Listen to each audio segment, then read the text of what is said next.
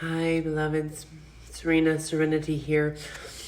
I wanted to touch base. I was having a coaching call last night, and I had some ahas, about serenity always being with me, and always having signs and little nuggets of my whole path that was laid out before me. I don't know who believes that, but like I do, that when you see the puzzle in your video game clearer and clearer, you see how it's all created for you and by you, right? So it's kind of interesting enough. Serenity was all like when I DJ'd, when I was a DJ, I was like Serenity, DJ Serenity. When I founded my coaching practice, 17 years ago, it was Serenity Love Coaching, and I started out as a relationship coach, which I was horrible at because let's face it, I'm way too direct and honest and blunt. And then I realized a lot of relationships are very codependent, or people get comfortable. They do a lot of blaming and projecting onto one another, or they ground each other. Then people need a relationship to ground them so they don't just go crazy and party all the time or what have you, or they just want to feel like they fit in. So I observed a lot of that in my relationship coaching, and I was like, okay, well, obviously you guys could use a break and work on yourself. So then I morphed into a self-love coach, right?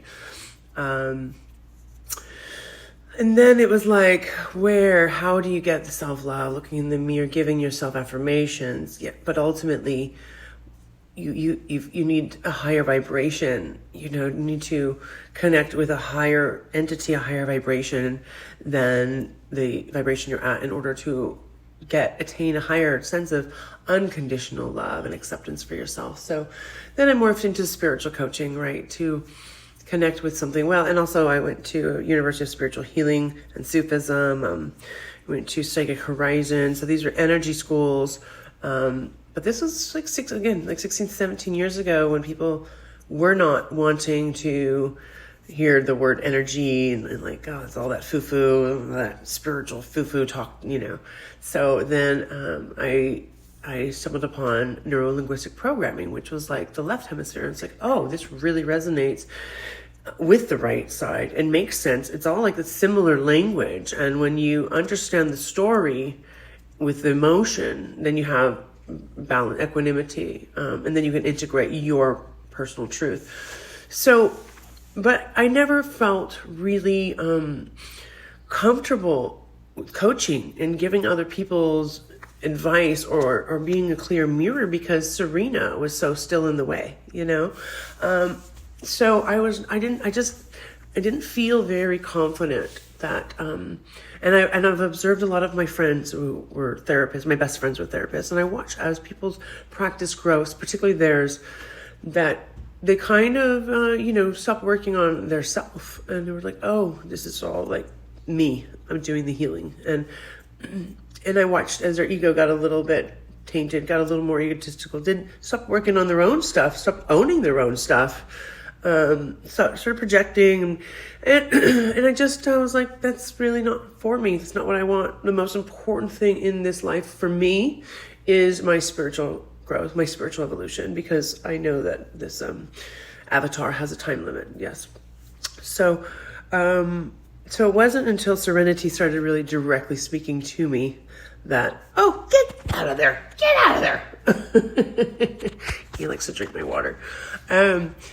It wasn't until Serenity started speaking directly to me that I started to channel and get outside of Serena and be a loving mirror, loving reflection for whomever was there, and really start to get into the place where I can just vessel unconditional love and acceptance without Serena's judgments, humanity, projections coming in. And don't get me wrong, once in a while, if Serena does creep in, then that's something that Serena gets to look at, at a later time.